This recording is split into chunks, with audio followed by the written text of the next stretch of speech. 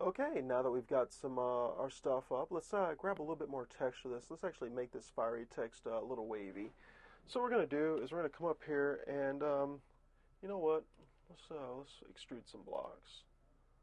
So let's come down here. What we're going to do is we're going to go to, let's see, filter. Let's go to stylize, extrude. There we go. And as you can see, we already have blocks chosen here. So let's say our size is 2. Let's make them small.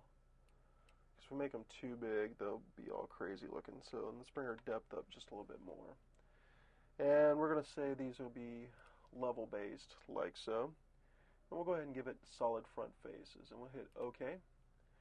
And as you can see, this has blown this out a little bit. This text is jumping out at us. I think I might have did this a bit too much, but you know what? We're going to keep this and see what happens at the end. But that's the way you want it to start out. So now let's invert this. So what we're going to do is we're going to hit Command I to invert this. And as you can see, we've got a lot going on here now. So what we're going to do is we're going to stop here, and we'll pick this up in the next part.